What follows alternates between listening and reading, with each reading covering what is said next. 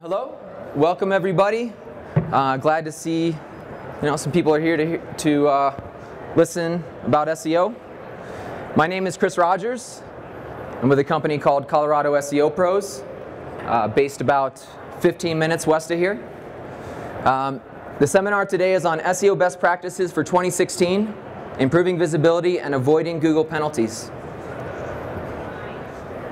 All right, so I don't know who all our audience is today. I don't know if these are startup guys, creative directors, digital marketing. So this is a very basic start, but we'll probably cover, full gamut of basic and advanced stuff. Anyway, search engine optimization, the process of improving the visibility of a website in the organic section of search engine results for relevant search terms. Okay, if you look at a search results screen, everything you see down here, these are all organic results. At the top here, PPC. This is paid placement. You pay Google to be here. This is based on Google's algorithm with over 200 factors. So really, everything that's here, this is what we do. This is the best results according to what Google wants to serve up for the user. So there are three primary focus areas of SEO. We have on-page SEO, off-page SEO, and crawl health. On-page SEO is everything you're doing to the site itself. It's the pages you're creating. It's the design of the overall website. It's the content on individual pages. Off-page SEO is synonymous with link building. Social media comes into play there. Anything off the site that you're doing to promote. Crawl health is really the technical side of SEO, and it is important so that Googlebot is able to properly crawl and index a website, understand that website, and then serve that content to users. Okay. So has anyone seen this before? Okay, cool. So this is the periodic table of SEO success factors. This was based on a survey of SEO practitioners, and really what this is outlining is all the different factors that affect search engine rankings. You see on-page SEO over here, off-page SEO over here, and then there's little scores that are, assigned to each of these elements, +3, +3, +2. I'm just going to go over some bits and pieces of this. You can find this online. Search Engine Land has published it. If you Google periodic table of SEO factors, you'll be able to pull it up. If you have in-house SEO people, they should know what this is. They should understand all these concepts, and they should be able to, put all this into a cohesive strategy for you. Okay, so we'll start with on-page SEO, and specifically we're talking about content. Today one of the biggest factors is really quality of content. So you're talking about how well the content is written, the depth and the scope of the content. Do you have a page with 150 words saying how awesome you are and why you should buy from us? Or have you truly created a in-depth, valuable piece of information that serves as a resource for users? The other thing goes into quality is the author as well. So expertise falls into that. Google is able to assess language, so they understand if something's a 7th grade reading level or 12th grade, so on and so forth. They understand different terminology, and they're going to understand the experts in a specific vertical, the terminology that they use. Okay, so if all the thought leaders in your industry are using a certain language and talking about certain things, and you're way over on the other side, Google's probably going to figure that out. Research. So let's say we've got a really great quality page that's well written, has the right depth, well organized, but you haven't done your research, and now you're out there kind of stating facts based on your opinion without knowing what the facts are.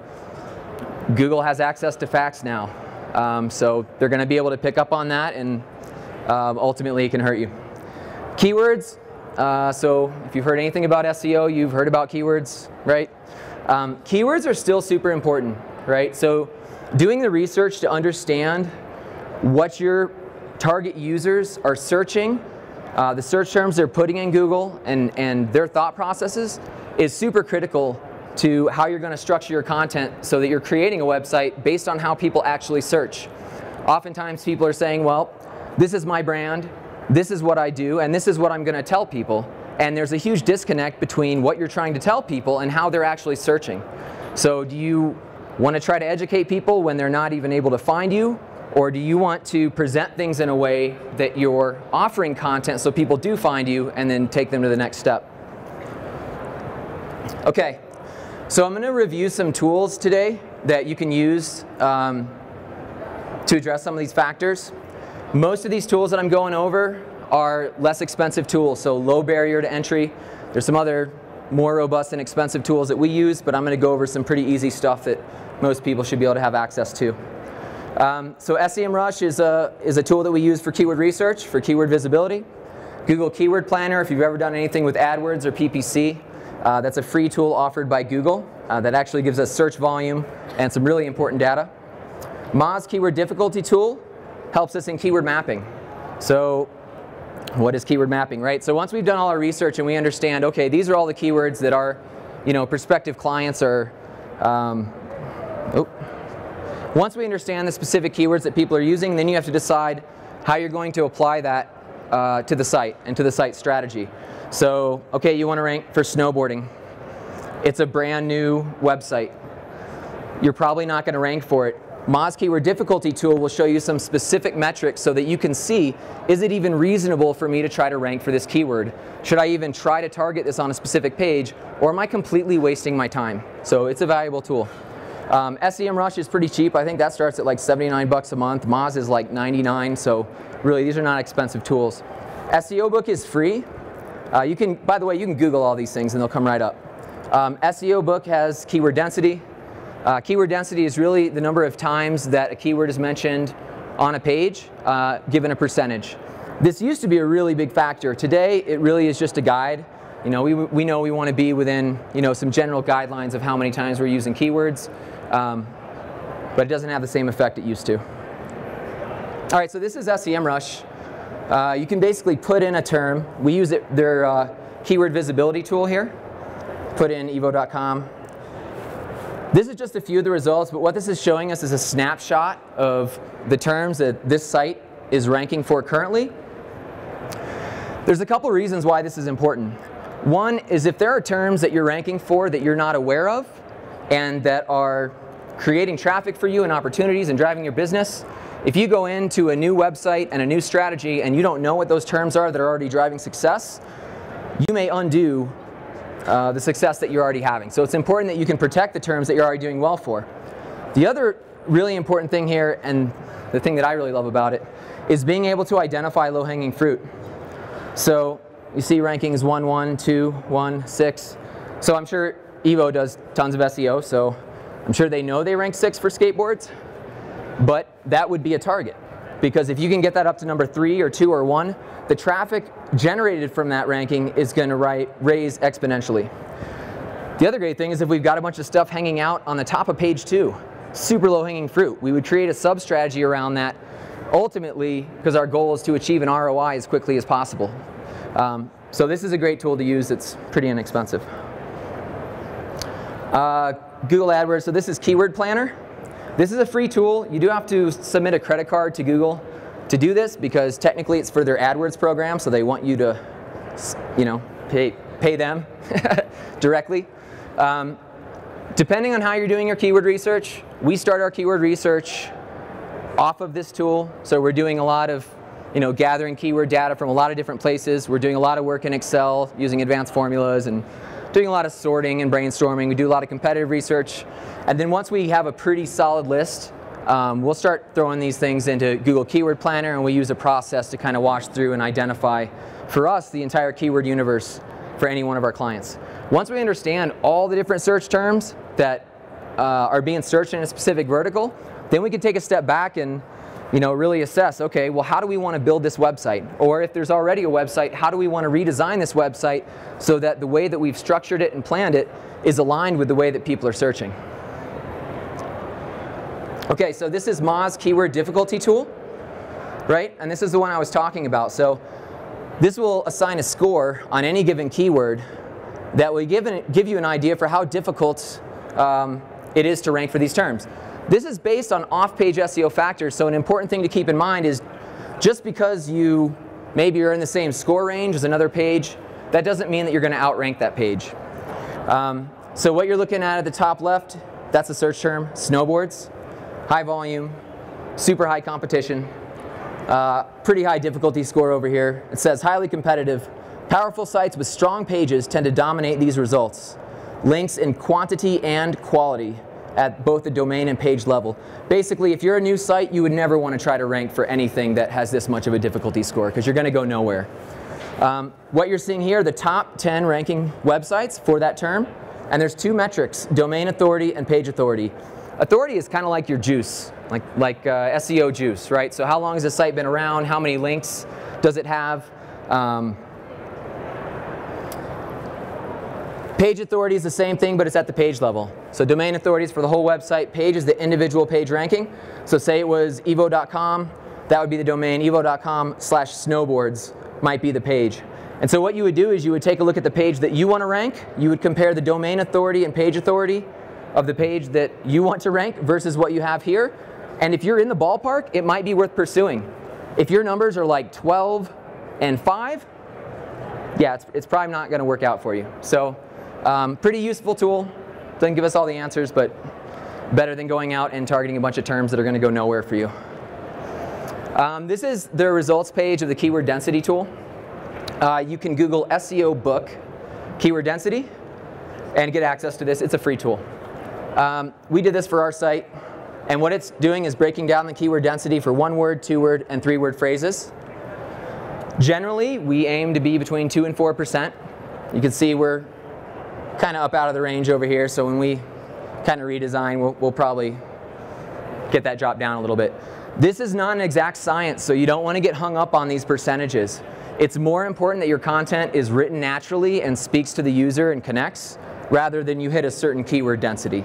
So at the end of the day, I mean, I don't know if you guys remember going on web pages maybe 5 years ago, 6 years ago, and you'd see keyword stuffed articles that was, you know, I like snowboarding, and snowboarding is great because we snowboard sometimes. And it was very awkward, and we all knew it was wrong. Finally, Google's caught up, and now they're like, okay, we want this to be natural. We want it to make sense for the users. All right, on-page SEO, HTML.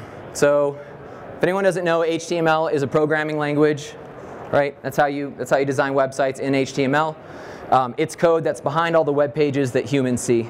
And that's what the search engine bots see. So there's a lot of factors here, right? I just picked a few of the top ones that are pretty important. So we've got title tag. This is really meta description, the structure or markup of the page, and then linked resources. So this is an ad off of Google. The top line that you see here is the title tag. It is one of the most, if not the most important on-page element for HTML, at least within the metadata. So Google definitely looks pretty hard at this.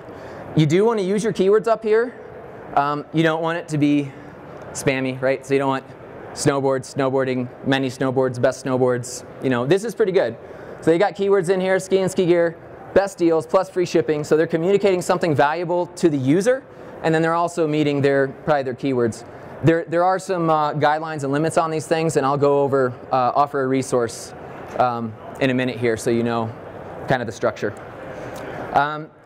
This right here is the meta description.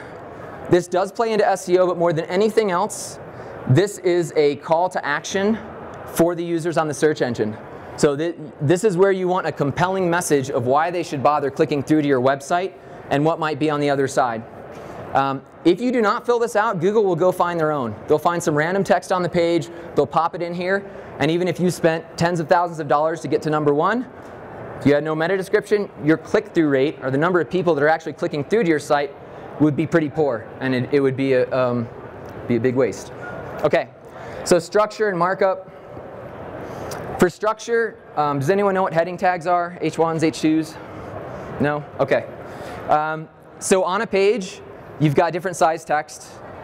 H1 tag is the biggest, usually. It's the biggest. There's only one H1 on a page, and that really is the subject of that page. And then H2s and H3s are additional headings. It's almost like headings in text, right? Okay, so the whole point of this is, one, when you're in the HTML, it's so Google can understand your content and the breakdown of your content. If you had an H1 that was snowboarding, your H2 might be snowboarding in the West. And then you might have best resorts in the West to snowboard for an H3. So you're creating a hierarchy that's logical, that makes sense to both users and to search engines, right? On the user side, it's so someone shows up on one of these pages and they can actually scan through in about 15 seconds, understand what all the content is about, and make a decision whether or not they want to actually consume that content. If they get to your page and it's a giant block of text, that doesn't work anymore. Because people generally don't read on the internet, they scan. You want to make it easy. What will happen is they're going to get there and be like, no, I'm not touching that, and they'll go back out and they'll find something else. So those H1s, H2s, Google picks that stuff up in the background in the source code. It helps Googlebot understand. Googlebot's not a person, so we need to do everything we can to help them understand how things are related. There's other types of markup back there. I'm not going to get into the specifics, but there's a lot of things in the code that communicate information to Google, whether or not a page is actually sourced from another page, whether or not you've got an article with 6 pages and it's all part of one piece. But that markup that you have in the background is very important so that Google can understand the content. Linked resources, so there's 2 things here. One is linking out to qualified sources, right? So if you're linking out to reputable sources, it's going to give you credibility. It also shows Google that it's not all about you, right? So most websites, you know, a large majority of their traffic are not going to be prospective customers, opportunities, whatever. You need to take care of the 98% of people that are just out there doing research and are surfing the web. Okay, so that means offering expertise, objective information, and it means linking out to other credible resources. When you do that, then you're kind of in the same circle as those other credible resources. And then also linking out to other pages on your site, right? So this kind of goes into like creating hubs. If we had, again, a site, I keep going back to snowboarding, but if we've got a site and we want to rank for snowboarding and we've got a snowboarding page. One snowboarding page is not going to do it. You're going to want to have a structure that breaks it down. So snowboarding for beginners, advanced snowboarding, snowboarding resorts, snowboarding traveling. You know, you want to basically create a hub so that when Google sees that page, they're like, oh wow, actually this is linking out to like a dozen other pages, all of which are really valuable and expertly written and are really great for users. Okay, so a few tools for on-page SEO on the HTML side. First is Moz, the SEO Web Developer's Cheat Sheet. Again, you can Google that. That's a 3-page PDF, and it breaks down some of those guidelines I was talking about for title tags and meta descriptions. It actually gets a little bit deeper into some technical things as well, but that's a great resource to start out with. Moz On-Page Grader. This is really just a tool where you can go in and put in your URL, and it's going to give you some basic data. Okay, did you use your keywords in the H1? Did you use it in the URL? It's just kind of a convenient tool. SEMRush, we talked about before for keyword visibility, but they have a site audit tool that will go through and check all of the HTML code on your site, and it breaks down all the findings into errors, warnings, and notices. At that point, you can, work with your web developer or hopefully some SEO practitioner to identify all those errors, confirm them, and get solutions in place.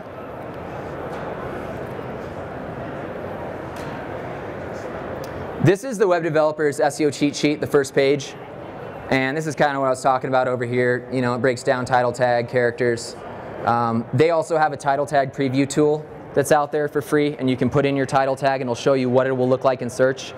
I think you can Google title tag preview tool. It's an easy one. Meta description, some URL best practices. There's a lot of really good information on here. They get into some server-side stuff.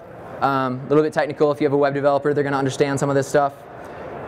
Canonicalization. I'm not even going to get into that. So we'll move on. All right, so this is the audit, the overview audit screen from SEMRush. We use this tool frequently. We have another enterprise level, more expensive tool that we use for a lot of our clients, but this is a less expensive one that's pretty easy to use. So you've got a percentage from whatever, up to 100 is ideal. This one is 62% for this site. It was for actually the city of Reading, someone we were speaking with. Crawled 20,000 pages on this site. Found 37,000 errors. That's a lot. 96,000 warnings and then 500 something notices. So they need a lot of help. So bottom line is if you have a ton of errors on your site, then that means you got problems in your code. And this is not necessarily just SEO problems. these are problems that can, I mean, it can create issues on your website outside of SEO as well. Warnings are just kind of less severe errors, I guess, if you're going to say. Okay, so this breaks down some of the errors so you know exactly what we're talking about. So this is saying they have almost 18,000 duplicate content issues. Duplicate content is bad, right? Google doesn't want to serve up the same page, like multiple versions of the same page, right? They want one version. So if you've got duplicate content, either most of those pages are not getting valued, or, you know, worst case scenario, you're getting caught in Panda penalty. It's an algorithmic penalty, so it happens kind of automatically. But if you've got a ton of content, what happened is people used to like rip off content, right? They'd have scraper sites, and they'd say, well, you know, I'm one guy, and I want to build a website and make a bunch of money, but I don't have time to write content. So I'm going to go steal content from everybody else and put it up there. That used to work. And then Google's like, okay, that's not cool. We're going to address that, and that's when Panda came out. And so now if you do that today, you'll get penalized. It means probably all those pages are going to get dropped out of the index. You could get penalized further. Your site could actually get de-indexed and pulled out. Duplicate title tags. We talked about title tags, so you know that's your messaging telling Google what a page is about. So do they have 17,000 pages about the exact same thing? I really doubt it. So they've got some kind of issue in their code, most likely, that's causing that. Duplicate meta descriptions, same thing. Internal broken links, external broken links. When Google comes to crawl your site, if it's running into broken links left and right, it's going to assume your site is broken, right? Google has a lot of sites to go out and crawl out there, right? So Googlebot doesn't have an extended amount of time to just hang out on your site. If it's going around and running into broken links left and right, eventually they're going to be like, all right, this site is broken, I'm moving on, I got a lot to do. So super crucial. Internal links going from page to page inside your site, external links linking out to other websites. These are 404 errors. You know, I don't know if you guys have ever tried to put in a URL and you maybe mistyped it and you get this screen that says 404, page not found. Right? So that was a page that used to exist that when it was deleted, they didn't forward to a new page, right? And really what happens is that page is still in Google's index. They're serving it up to people and then it goes nowhere. You also lose some link juice from that. And it's kind of bad news. Same kind of thing. All right, off-page SEO. Again, this is kind of synonymous with link building. Social media plays a big role here too. So I'd say, you know, link relevance, man, that is probably the #1 factor if you're getting links. And by the way, I should preface this by saying this is not something that I would warn people against trying to do link building on their own. You need to be very careful. You should probably be working with a consultant or at least have a pretty strong background with SEO before you go and build links. If you do this in the wrong way, your site will get de-indexed, it will get penalized, and it will most likely cost tens of thousands of dollars to get it fixed. Meanwhile, your site is nowhere. If you depend on organic traffic, this can crash a business. I mean, it can be really bad. So that being said, linking relevance. Okay, if I've got, you know, an SEO site, I want links from digital marketing sites. I want links from SEO sites. I want links from things that make sense. I don't want links from legal directories and from a mom's blog and from a bunch of random stuff where people can just find links and pop them in. So that's one of the most important things. And it's the linking page, the actual page that you're getting a link from, and it's the domain. So say it's a really general business blog, but there's a page, they have a section on SEO, and then they link to us. That would be okay. You just don't want it to be completely irrelevant. Trust versus authority / power. Kind of talked about authority earlier. Power is another metric with another tool, but it's basically the same thing. Trust is just like it sounds. So do you have links from trusted sources like .govs, you know, some .orgs? Do you have links from media sites, news sites, you know, things that are trusted? If you've got a lot of power and authority, but you have no trust, that's bad news. That's a flag to Google that you've been doing some manipulative things and you're going out there getting really strong links that aren't trusted. They could be a link package from Russia that costs $29.99 and you're like, what a deal! And you sign up for it and yeah, bad things happen. Paid links are bad. Google has come out against paid links and been pretty vocal about it a while back. There is a gray area here, so say we want to get a guest blog on a site so that we get a link back to our site.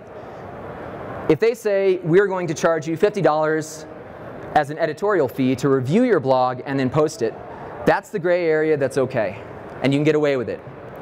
Technically, you could probably still get in trouble, but there are people doing way worse things. If you go there and they're like, yes, we will guarantee your link, it's a page rank 5, and it costs 50 bucks. That's how much the link costs. You should probably walk away, because if Google doesn't already know about them, they may at some point get put on a list, and you don't want to link from that place. Anchor text. If you're reading like a blog post, and you're reading text, and then one of the words actually has a link, that word is the anchor text. And it was something that in the past got abused because it was really effective. So I want to rank for Chicago plumbers. I go out on like 50 general directory sites and I put in little links with the exact anchor text, Chicago plumber. Google's really good at picking up patterns. They're good at math. So you want your anchor text and the links to appear natural. So if you go in and look at someone's link profile, all the backlinks coming into their site, and you're looking at that anchor text, you should probably see, in terms of highest volume, like the website name, submit here, the company name. If you see one of their money keywords at the very top in terms of anchor text, that's going to be really obvious, really easy way to get in a penalty. Link profile toxicity. Okay, so really what happens over time is you can get bad links coming into your site. You need to be checking this somehow, right? So there's a tool we use, and I'll share it, but we had a client that recently, we've been doing SEO for a few years, they got like 120 links from Chinese directories. We noticed something and we're like, this doesn't look right. We went and pulled the links. We're like, okay, this is very unnatural. It could be negative SEO, meaning a competitor is trying to bomb them. Or it could be something that just happened naturally. The fact is, if we weren't monitoring this and we weren't watching these things, we wouldn't have known.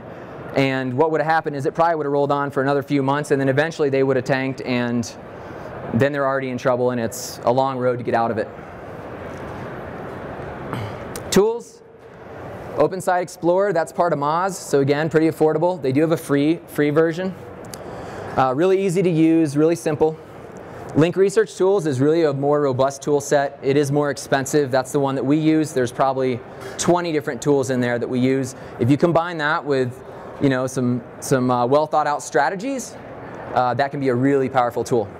And then Link Detox. This is part of Link Research Tools, and this is the tool that we use to run a detox report on a website's backlink profile to understand what their risk is and how bad it is. We're using this to find out if they're in a penalty or if they're at risk for a penalty. The cool thing here is you can pay per use, so you don't have to sign up for their program that's recurring. You can go in, I think it's 35 bucks, 50 bucks, and you can run this test, and you can at least get data back. If you don't have in-house SEO people, you can run this test and at least get an idea for how bad it is and if you should contact somebody. This is actually the results page of Link Detox in Link Research Tools. So you see your power and trust, power kind of like authority, like we talked about. And up here it looks pretty good, right? Like their trust is actually greater than their power, which is good. 265 root domains, so 265 websites are linking to them. But this is bad, right? So this isn't always red. It starts out green.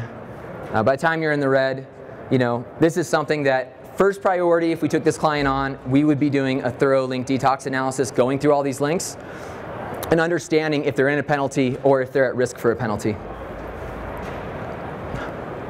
Crawl health. So I already kind of talked about broken links, talked about 404 errors. These are things that basically tell Google your site is broken. Two things we didn't talk about was speed, and specifically that's page load speed, and then mobile optimization. I think everyone has probably heard about mobile optimization or creating websites for mobile, right?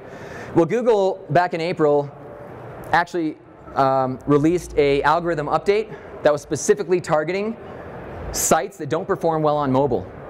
And they dropped those sites in the rankings on mobile devices. So Google actually offers a free test for speed and for mobile optimization. And they're pretty good about giving feedback on specific ways that you can improve this. So these are two things that if you guys have a website, get your developer on these. This is pass-fail. This will give you a little bit more detail. But that's something everybody should be checking these days. Crawl health tools, SEMRush. We went over this before for the HTML, but that was a site audit. Moz also has a crawl report, kind of like SEMRush. Again, if you're tight on money, budget's tight, then maybe you just do Moz and you can use their crawl tool. It's also good to be able to run multiple tools. I guess the important thing to mention here is that pretty much all the tools within the SEO industry really just give you data back. It is not safe to count on exact numbers when you're looking at these tools. It's one of the things that makes it difficult. When I first started out in this industry, I would have multiple tools giving me different data, and it would drive me insane because I could not reconcile it. And eventually found out, well, that's just how it is.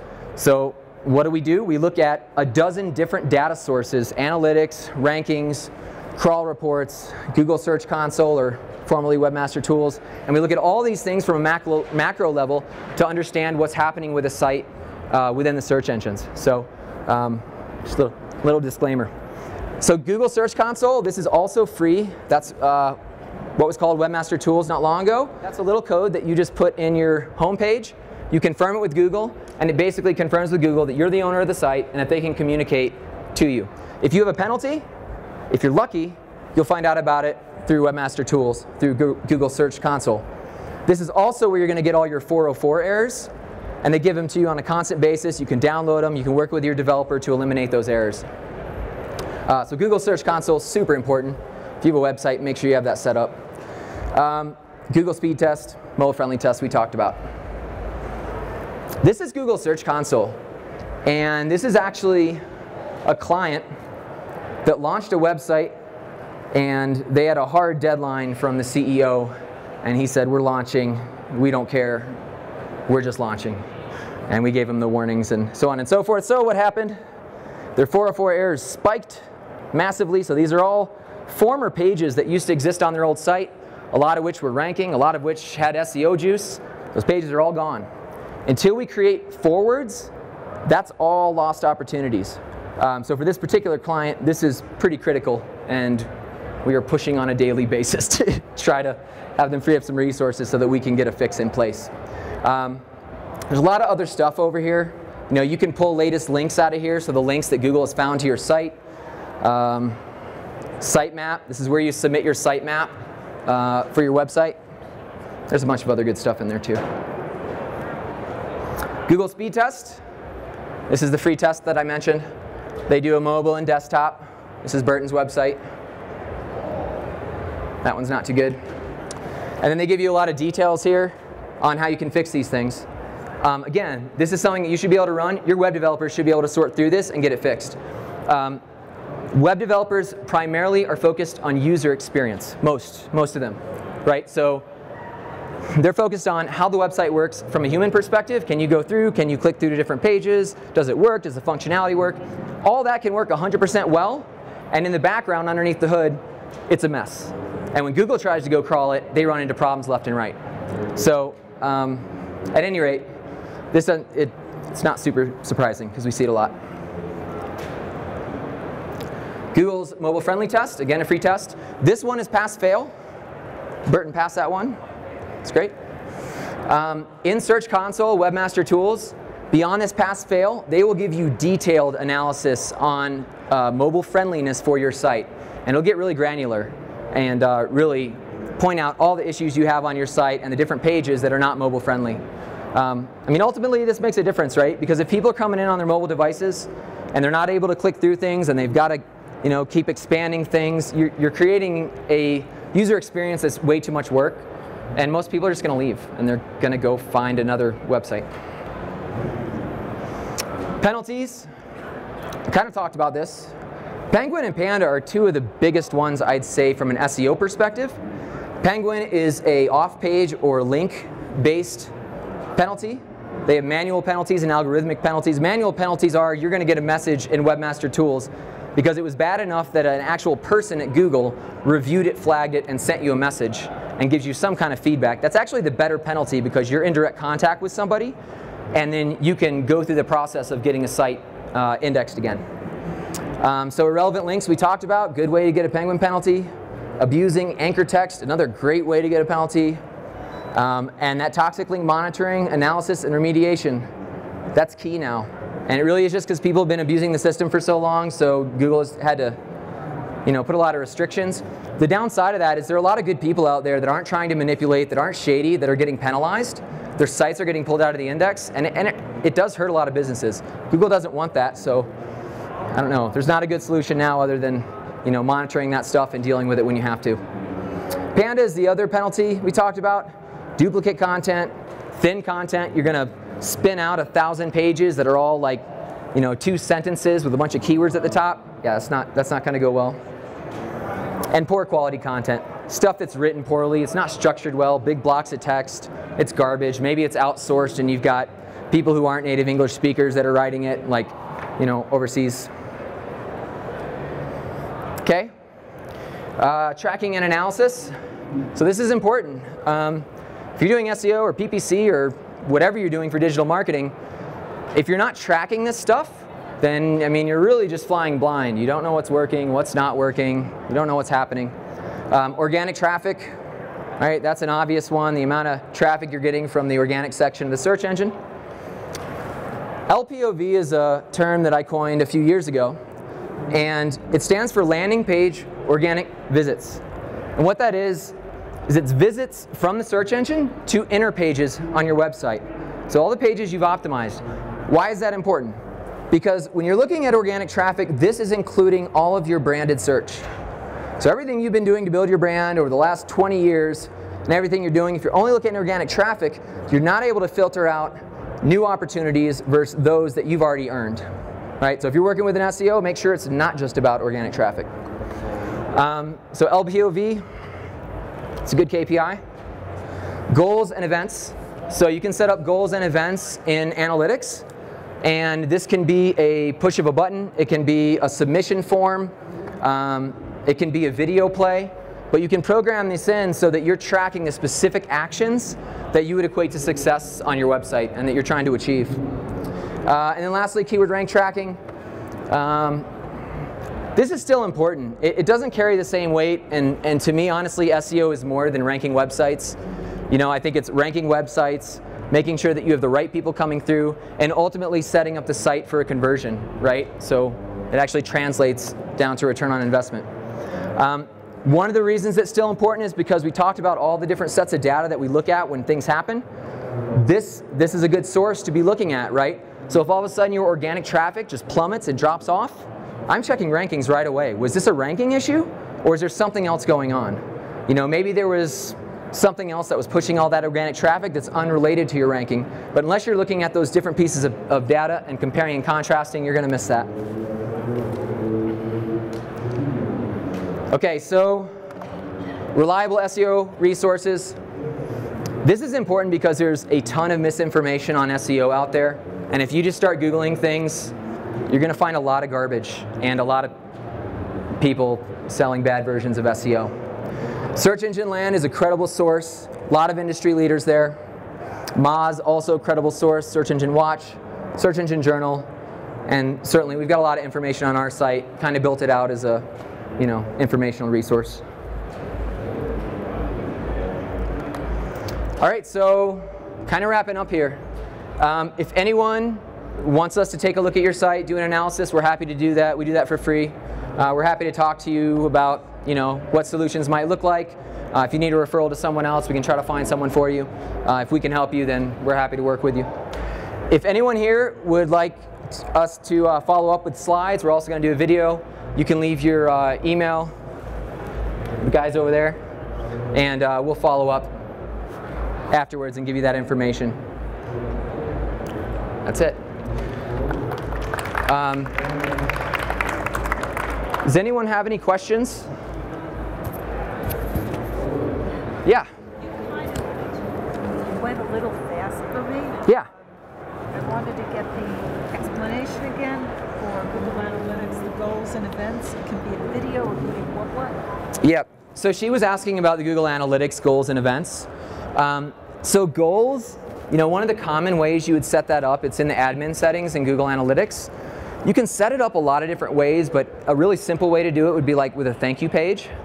So if someone submits a form, they get a thank you page. That thank you page is going to have a specific URL, your website /thank you.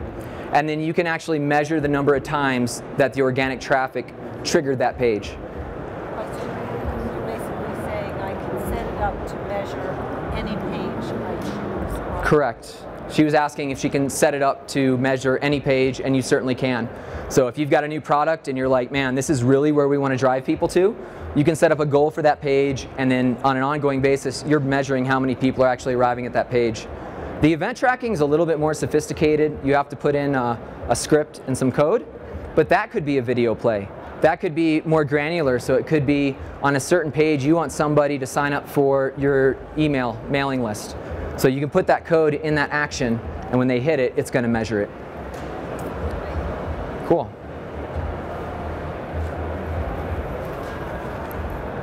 You touched on someone bombing your website. Can you go into some examples, and if you had to be a detective to go find out how, when, and where they did it, how difficult is that to do, etc.? Okay, so he was asking about negative SEO, really where someone else, like a competitor or somebody else, is building a bunch of bad links to your website. So really, that's where like link research tools that I showed you, the link detox, that's where that comes in. Really what you're talking about is there's all these spammy link programs out there, like the ones I talked about. Hey, you know, 500 links from this Russian website with high authority and all this. If someone wanted to get you in trouble, they could sign you up for that, and it could really hurt you. They could sign you up for a bunch of porn and gun and tobacco site links too. That would do it too. So there's really two sources. One is in Search Console, that Google Webmaster Tools. There's a section in there called Latest Links, and you can select Download Latest Links. It'll download it into an Excel doc, and you can actually go through all the links that Google has recognized for your site. One thing to be careful of here is if there are some really bad links in there, there could be malware, there could be viruses. So when we go through this process at our agency, my SEO manager sets up a remote machine on our computers, which basically creates an added layer where we're not at risk, you know, for those viruses and malware. The real tool that we use more than anything else is Link Research Tools, Link Detox. That is one that you can purchase on your own. Like I said, I think it's 35, maybe 50 bucks to run it once, and it'll at least give you a score, and you can get an idea for how bad is it possibly. And if it looks really bad, then you really need to, the link stuff is fairly advanced. You really don't want to be doing too much of that stuff on your own. So you would want to go with a consultant or some in-house guy that has deep knowledge, something. And what that process looks like, you know, we're saying, okay, this website has 100,000 links. Our tool just identified 19,000 that are potentially bad, and it'll tell us these are like high risk, medium risk, low risk. We'll then go through those links one by one. And we're looking at it visually to see what it looks like, but we're also looking at all these metrics and all this other data that will give us information, and then we've got to give it this one stays or this one gets the boot. And it is a little complicated because some of that stuff depends on the individual website and client. So a lot of that's judgment calls. It's not an exact science, but we do base it on data. Okay. If you use a web builder like GoDaddy, built-in protections from these things because it's been set up to facilitate a somewhat non-user? I would recommend don't use GoDaddy. I'll just go on record with that now. GoDaddy is good when you're first starting out because everyone knows who they are. They've got 24-hour customer support. You can call in. The fact is, if you have a real problem, you're going to go through like 3 levels of salespeople trying to sell you stuff before you get to anyone who's actually trying to solve your problem. You have an issue, they're like, oh, well, you don't have this. You need the super awesome protector package. And you're like, really? Is that really what I need? So I think a lot of that stuff is garbage, but there is some useful tools out there. Website builders. So if you're working with a website builder, I guess you want to make sure that there's a good CMS, like content management system in the back. So the things like title tags and meta descriptions are in there. But then one of the things when you're working with a website builder that it's going to lack is really on the code side, because those things are built to be streamlined. Sometimes they're like really code heavy, you know, because they're trying to make it like super simple. I mean, honestly, I would probably build in WordPress depending on how complex the website is. There are tons of WordPress developers out there. There are WordPress themes out the wazoo that are awesome. and that don't cost a lot of money. Tons of WordPress developers. Theme Forest is one of the places that you can look at themes. It's not a bad place. And like I said, I would recommend WordPress. And then WordPress has plugins. You know, Yoast SEO plugin is one that we use. You do have to be really careful with plugins because you're essentially altering the code on the website. Maybe people don't know. You guys know what plugins are? Yeah, okay. Plugins are just an easy way that you download almost like a little mini program that integrates with WordPress that does advanced functionality, and someone wrote that program. The benefit is you can download something for free or maybe spend 20 bucks that would cost a web developer like, I don't know, $500 to custom code. The downside is that when WordPress updates or when plugins update, it can break your site, and that's not fun. So it can be more expensive in the long run. What do you feel about Weebly? Weebly? I'm not super familiar with Weebly. So you have to check it out. If I really wanted to know, I would probably say show me a Weebly site and let us run an audit on it and see what it looks like. You know, if it comes back with tons and tons of errors and issues, it's probably a bad CMS. If it comes back pretty clean, I mean, at some point I think these build your own website builders, like I think they're going to get it and they're going to be building these things to spec, but I've also seen ones that are really bad. You know, I've seen ones where, you know, we had a client and they were in a certain industry and they had, you know, this website company that only did websites for this industry. That was their big niche. But then all the URLs were like these garbage URLs with like, you know, 20 different numbers and a question mark. And if you've ever seen those kind of URLs, yeah, those aren't good for users. They're not good for search engines. It's a bad experience. That particular CMS, there was no option to get regular URLs. They could only do the same title on every single page. That's when we told our client, you need to walk away from them as quickly as possible.